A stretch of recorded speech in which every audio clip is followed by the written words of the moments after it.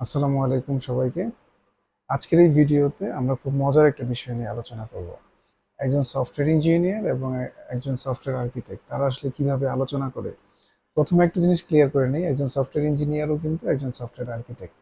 হয়তো তার এক্সপেরিয়েন্সের কারণে হয়তো সে অনেক প্রবলেম সলভ করেনি, হয়তো এক্সপেরিয়েন্সের কারণে সে একটু পিছিয়ে আছে, কিন্তু তাকেও কিন্তু সিস্টেম ডিজাইন করতে হয়, সিস্টেম নিয়ে চিন্তা করতে হয়। সেও কিন্তু একজন তার ভিতরে ভিতরে ঘুমিয়ে আছে সফটওয়্যার আর্কিটেক্ট সব সফটওয়্যার ইঞ্জিনিয়ারেরই ভিতরে। এটা হচ্ছে গিয়ে বাস্তবতা। তো তারপরেও হচ্ছে যেটা বলতে হয় সেটা হচ্ছে গিয়ে কিভাবে একজন আর্কিটেক্ট কিভাবে চিন্তা করে, একজন সফটওয়্যার ইঞ্জিনিয়ার কিভাবে চিন্তা করে।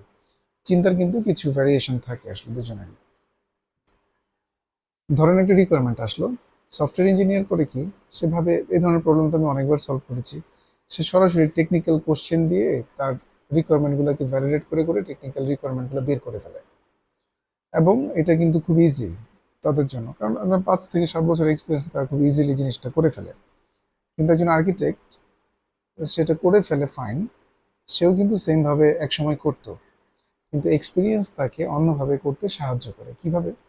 এটা হচ্ছে সে প্রথমে বিজনেস রিকোয়ারমেন্টটা অ্যানালাইসিস করে। বিজনেস রিকোয়ারমেন্ট কেমন, বিজনেস রিকোয়ারমেন্ট আসলে কি জিনিস। বিজনেস রিকোয়ারমেন্ট হচ্ছে এমন একটা জিনিস যার উপর বেস করে আসলে কমপ্লিট টেকনিক্যাল ডিসিশন বলেন এবং সফটওয়্যারের শুরু থেকে শেষ পর্যন্ত ফুল ইকোসিস্টেম যেটা বলেন না কেন, সবকিছু ওই বিজনেস রিকোয়ারমেন্টের উপর বেস করেই কিন্তু আসলে তৈরি হয়। একজন আর্কিটেক্ট ব্যাপারটা খুব ভালোভাবে বুঝতে পারে তার অভিজ্ঞতা থেকে। তো সে যেটা করে বেসিকলি একটা সলিউশনের অপারেশনাল ল্যান্ডস্কেপ ডিফাইন করে দেয় ওই সলিউশনের বিজনেস রিকোয়ারমেন্ট। বিজনেস রিকোয়ারমেন্টগুলো নর্মালি হয় সরাসরি একটা ইনস্ট্রাকশন, 1 লাইন বা 2 লাইনের একটা ইনস্ট্রাকশন হয়। এটা আপনি ইনস্ট্রাকশন বলতে পারেন, অথবা অর্ডার বলতে পারেন, অথবা সাজেশন বলতে পারেন ভালো ভাষায়। তো এটা কি, যেমন ধরেন একটা বিজনেস রিকোয়ারমেন্ট আসলো যে ওকে, তোমার ক্যাপেক্স কমাতে হবে, মানে ক্যাপিটাল এক্সপেন্ডিচার কমাতে হবে, এটা একটা বিজনেস রিকোয়ারমেন্ট আসছে। অথবা বিজনেস রিকোয়ারমেন্ট আসলো 1 লাইনের একটা ইনস্ট্রাকশন যে ডেভেলপমেন্ট টাইম অনেক বেশি, ডেভেলপমেন্ট টাইম কমাও। আরেকটা হতে পারে যে ইনসিডেন্ট যেন না হয়, আই মিন সফটওয়্যারের অ্যাভেলেবিলিটি যেন থাকে, যে কোনো অপ্রত্যাশিত ইনসিডেন্ট থেকে আমরা যেন খুব দ্রুত রিকভার করতে পারি, এরকম একটা ব্যবস্থা করো সফটওয়্যারের মধ্যে। অথবা একটা রিকোয়ারমেন্ট আসতে পারে যে আমাদের সার্ভিস লেভেলের যেই অবজেক্টিভগুলো আছে, ওই অবজেক্টিভগুলোকে মেক শিওর করে এটা মোর রিপোর্টেবল, যে এই সার্ভিস লেভেলটা আমরা ঠিক মতো দিতে পারছি কিনা সেটা আমরা রিপোর্ট থেকে জানতে পারছি। এই ধরনের রিকোয়ারমেন্ট থাকতে পারে, বা ইন্ডাস্ট্রি লেভেলের কোনো ইমপ্রুভমেন্ট।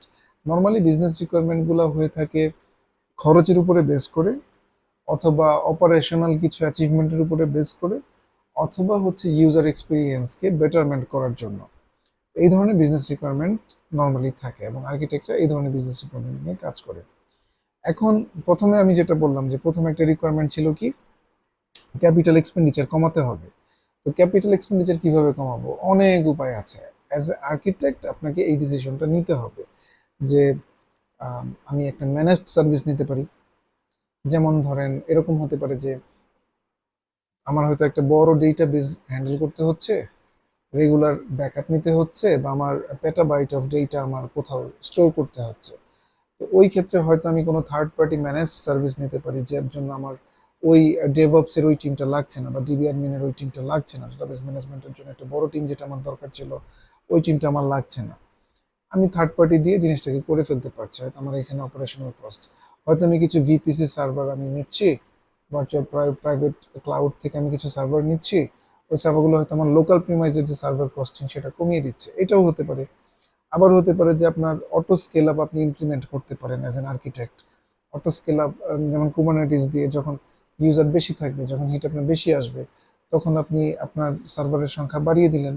আবার যখন ইউজার কম থাকলো তখন আপনি সার্ভারের সংখ্যা কমিয়ে দিলেন, খরচটা অনেক কমে গেল। সো আপনার অপারেশনাল কস্ট বা ক্যাপিটাল এক্সপেন্ডিচার যেটা করার কথা ছিল বিজনেসে, সেটা আপনি কমাচ্ছেন আপনার বিজনেস রিকোয়ারমেন্টের উপর বেস করে। তো সেকেন্ড রিকোয়ারমেন্ট বা ইনস্ট্রাকশন ছিল যে ডেভেলপমেন্ট টাইম কমাও। আপনি সেটা কিভাবে কমাবেন? অ্যাজ এ আর্কিটেকচার আপনাকে এই ডিসিশনটাও নিজে নিতে হবে। যেমন আপনি যখন থার্ড পার্টিতে গিয়েছেন তখন কিন্তু ডেফিনেটলি আপনার, ধরেন আপনার টিমের ক্যাপাসিটি নাই, বা আপনার টিমের লোক নাই যারা হচ্ছে এআই বা এমএল বা কোনো লার্জ ল্যাঙ্গুয়েজ মডেলকে ইমপ্লিমেন্ট করবে আপনার সফটওয়্যার সলিউশনের মাঝে। তো এখন এই মুহূর্তে কি আপনি নতুন লোক রিক্রুট করবেন, নাকি হচ্ছে কি আপনি আপনার এক্সিস্টিং লোককে ট্রেন আপ করে জিনিসটাকে শেখাবেন? হয়তো আপনার এক দুইজন লোক আছে যারা কাজটা করতে পারে, এখন তাদেরকে ইনফ্রাস্ট্রাকচার সেট আপ করে দিতেও হয়তো আপনার একটু সময় লাগবে, কিন্তু আপনার তো ডেভেলপমেন্ট টাইপ কমানোর একটা সাজেশন আসছে, এটা প্রায়োরিটি ধরেন হাই, স্টেক হোল্ডাররা চাচ্ছে ইমিডিয়েটলি তাদের এই বিজনেস রিকোয়ারমেন্টটা লাগবে, তাদের এআইটা ইমপ্লিমেন্ট করতে হবে। তো ওই ক্ষেত্রে আপনি কি করবেন? আপনি হয়তো থার্ড পার্টি কোনো জায়গায় চলে যেতে পারেন। থার্ড পার্টি প্রোভাইডারের কাছে গেলে কি হবে? ওই ক্ষেত্রে হচ্ছে তারা আপনাকে ইমিডিয়েটলি সেই সার্ভিসটা দিচ্ছে, আপনার নতুন করে ডেভেলপার নিয়োগ দিতে হচ্ছে না, আপনি এআই সার্ভিসটা তাকে দিচ্ছেন। তো অ্যাজ অ্যান আর্কিটেক্ট এই ডিসিশনটা আপনাকে নিতে হবে। আর আপনি যদি মনে করেন আপনার হাতে সময় আছে, আপনি টিমকে ট্রেন আপ করে বা নতুন টিম রিক্রুট করে কাজটা করতে পারবেন, আপনি সেটাও করতে পারেন, এটা completely up to you. So software ইঞ্জিনিয়ারকে কিন্তু এই ডিসিশনটা নিতে হয় না, তো আর্কিটেক্টকে এই কঠিন ডিসিশনগুলোর ভেতর দিয়ে যেতে হয়। খুব স্বভাবতই এক্সপিরিয়েন্স এখানে একটা বড় রোল প্লে করে, এবং অবশ্যই টেকনিক্যাল দক্ষতা এখানে তাকে কনফিডেন্স দেয়। আপনারা যদি ওই জায়গায় কনফিডেন্ট থাকেন, আপনাদের জন্য সফটওয়্যার আর্কিটেক্ট হওয়াটা খুব ইজি। এখন ধরেন ডেভেলপমেন্ট টাইম কমানোর জন্য আরও কিছু আর্কিটেকচার, মানে এই মুহূর্তে আমার মাথায় আসলো যেটা, সেটা হচ্ছে আপনি সিআইসিডি ইমপ্লিমেন্ট করতে পারেন। যদি আপনার ছোট ছোট চেঞ্জ, ধরেন আপনার মনোলিথিক একটা অ্যাপ্লিকেশন আছে, তো লিফটিং শিফটিং করে আপনি জিনিসটাকে মাইক্রো সার্ভিসে কনভার্ট করে ফেলতে পারছেন, কিন্তু ধরেন আপনি ছোট একটা চেঞ্জ দিতে চাচ্ছেন আপনি মনোলিথিকে, এই চেঞ্জটা কিন্তু একটা মানে খুব ঝামেলা, আপনার পুরো সিস্টেমটাকে আবার চেক করতে হবে, সব কিছু আবার একটু বিশাল জগা খিচুড়ি ব্যাপার স্যাপার, মানে এলাহি কাণ্ড। তো ওইখানে হয়তো আপনি মাইক্রো সার্ভিস ইমপ্লিমেন্টেশনের একটা সাজেশন দিতে পারেন যে ওকে, তুমি একটা মাইক্রো সার্ভিস ইমপ্লিমেন্ট করো, অথবা ওই মনোলিথিকের ভিতরেই যদি আপনি সিআইসিডি ইমপ্লিমেন্ট করেন, সেক্ষেত্রে হয়তো মনোলিথিক অ্যাপ্লিকেশনটাই আপনাকে আপনি কন্টিনিউ করছেন, কিন্তু সিআইসিডি দিয়ে আপনি ছোট ছোট যে ডেভেলপমেন্ট পার্টগুলো আছে সেটা ডেপ্লয়মেন্ট পর্যন্ত আপনি পৌঁছে দিতে পারছেন। তো এই সিআইসিডিটা আপনি করার জন্য হয়তো আপনার ওই জেনকিন্সের নলেজটা লাগবে, আপনার ডেভঅপস আসলে ওইভাবে রেডি কিনা, যদি রেডি না থাকে আপনি আবার সিআইসিডিতে যেতে পারছেন না, হয়তো আপনার এক্সপিরিয়েন্স থাকলে আপনি সেটা সেট আপ করে দিতে পারেন। এভাবে হয়তো আপনার ডেভেলপমেন্ট কস্টটা কমাই দিলেন, সময়টা কমাই দিলেন। এখন হতে পারে যে ওই আরেকটি বিজনেস রিকোয়ারমেন্ট ছিল যে service level agreement objective. Service level objective কি? ধরেন একটা সফটওয়্যারের অ্যাভেইলেবিলিটি অথবা সেটার পারফরম্যান্স, এই দুইটা জিনিস নিয়ে একটা কমিটমেন্ট যেটা থাকে, সেই কমিটমেন্টটাকে বলা হয় সার্ভিস লেভেল অবজেক্টিভ। যেমন ধরেন আপনার একটা সফটওয়্যারটাকে আপনার ব্যবহার করছে হচ্ছে আপনার সেলস টিম, এবং আপনাদের ডেলিভারি টিমের থেকে আপনার লজিস্টিক সাপোর্টের টিমটা ব্যবহার করছে, ধরেন আপনি ডেলিভারিও দেন আপনার বিজনেসের একটা জায়গায়, আবার আপনার সিআরএম আছে, আপনার ফাইন্যান্স আছে, সব কিছু আছে আপনার। এখন ফাইন্যান্স টিম করবে কি? আপনার ফাইন্যান্সিয়াল যে রেকর্ডগুলো আছে তারা কিন্তু সপ্তাহের 5 দিন হয়তো অফিস টাইমে তারা খুব বেশি এরকম ওই অ্যাকাউন্টিং সফটওয়্যারটাকে ব্যবহার করবে। আবার সেলস টিম তারা 24/7 তাদের ইউজারের ডেটা যেটা লাগে, তার সিআরএম পার্টটুকু যেটা লাগবে, ওইটা কিন্তু সে ব্যবহার করবে। আবার লজিস্টিক সাপোর্টের যেই লোকটা আছে সে কিন্তু ওই আপনার ডেলিভারি ভেহিকেলগুলো ঠিক টাইম মতো ডেলিভারি দিতে পারছে কিনা, ডেলিভারিটা ঠিক মতো ইউজার পাচ্ছে কিনা, ইউজার ফিডব্যাক কি আসছে, ওই জিনিসগুলো কিন্তু তাকে আবার অ্যানালাইসিস করতে হয়। তো এখন আপনি করলেন কি, একটা ডেটাবেস বা একটা সিস্টেম আপগ্রেডেশন রাখলেন, যে সিস্টেম আপগ্রেডেশনটা হচ্ছে গিয়ে ধরেন অফিস টাইমে করছে বা অফিসের লেটার টাইমে করছে, যে টাইমে হচ্ছে আপনার সেলস টিম ওই সময় জিনিসটা চাচ্ছে, বা ধরেন ধরেন এমন একটা অবস্থা আপনার সেলস টিম হচ্ছে 2G বা 3G ইন্টারনেট স্পিডের মধ্যে আছে, ধরেন 2G স্পিডে আছে। তো ওই ক্ষেত্রে হচ্ছে আপনি সেলস টিমকে কিভাবে ডেটাগুলো দেখাবেন, কারণ তো তার তো ইমিডিয়েটলি সিআরএমটা লাগবে।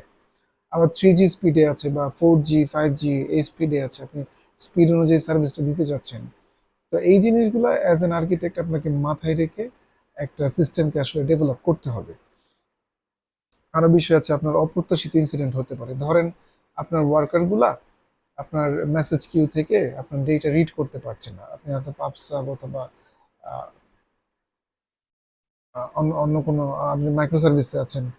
তো ওই ক্ষেত্রে হচ্ছে গিয়ে আপনার যেটা হবে, আপনার মেসেজগুলো থেকে যদি ওয়ার্কাররা কাজটা নিতে না পারে, একটা সময় এমন হতে পারে আপনার মেসেজটা ওভারফ্লো হয়ে যেতে পারে, ওই ক্ষেত্রে কিন্তু সে ডাটা ডাম্প করে দেবে, তার মানে আপনি ডাটা লস করছেন, এটা কিন্তু একটা ইনসিডেন্ট, ভয়াবহ ইনসিডেন্ট। এমন হতে পারে আপনার ডিস্কে স্পেস কমে গেছে, আপনার ডেটাবেস ডাটা মানে ডিস্ক আউট অফ স্টোরেজ হয়ে গেছে, ওই ক্ষেত্রে কিন্তু আপনার ডেটাবেস ডাটা রাইট করতে পারছে না, তার মানে আপনার ট্রানজ্যাকশন মিসিং হচ্ছে, সিরিয়াস ইনসিডেন্ট। তো এই ইনসিডেন্টগুলো অ্যাজ এ আর্কিটেক্ট আপনার মাথায় রাখতে হবে কিভাবে, ওই যে বিজনেস রিকোয়ারমেন্ট ছিল আমার ইনসিডেন্ট কমায় দাও, আপনি কি করবেন, আপনি ধরেন আপনি একটা ডিসিশন নিলেন যে ওকে, ডেটা স্টোরেজ ডিস্ক স্পেস যখন আমার 85% হয়ে যাবে বা 75% হয়ে যাবে, আমাকে স্ল্যাকের অমুক চ্যানেলে একটা নোটিফিকেশন পাঠিয়ে দিও, অথবা এই ডেভঅপসের এই লোকের কাছে তুমি একটা ইমেল পাঠিয়ে দাও। এটা হতে পারে। আবার হতে পারে যে আপনার মেসেজ কিউ এর একটা মেমোরি পোর্শন পর্যন্ত যখন হিট করছে, আপনি আর একটা নোটিফিকেশন চাচ্ছেন, এটা হইতে পারে। এরকম আসলে অনেক জিনিস আছে যেটা আপনি করতে পারেন। এরপর ধরেন একটা বিজনেস রিকোয়ারমেন্ট আসছে আপনার, যে ইন্ডাস্ট্রি রেগুলেশন মেনটেন করো, জিডিপিআর ল আসছে, so আমাদের সফটওয়্যারকে জিডিপিআর এ ইকুইভ্যালেন্ট করে দাও, ইমপ্লিমেন্ট করে দাও। ওই ক্ষেত্রে আপনি কি করবেন, আপনার তো জিডিপিআর ইমপ্লিমেন্ট করতে হবে।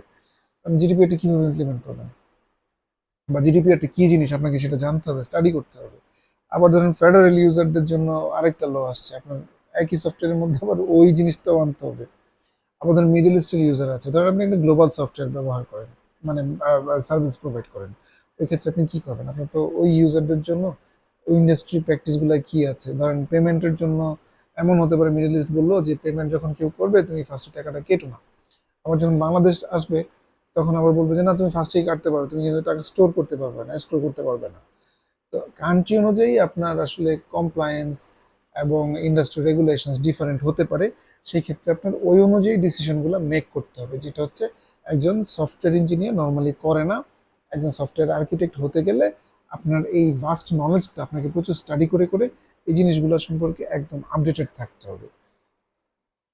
তার মানে আমরা যেটা বুঝতে পারছি সেটা হচ্ছে কি, একজন সফটওয়্যার আর্কিটেক্ট সবসময় বিজনেস রিকোয়ারমেন্টকে টপ প্রায়োরিটি দিয়ে তার ডিসিশনগুলোকে ভ্যালিডেট করে, টেকনিক্যাল ডিসিশনগুলোকে।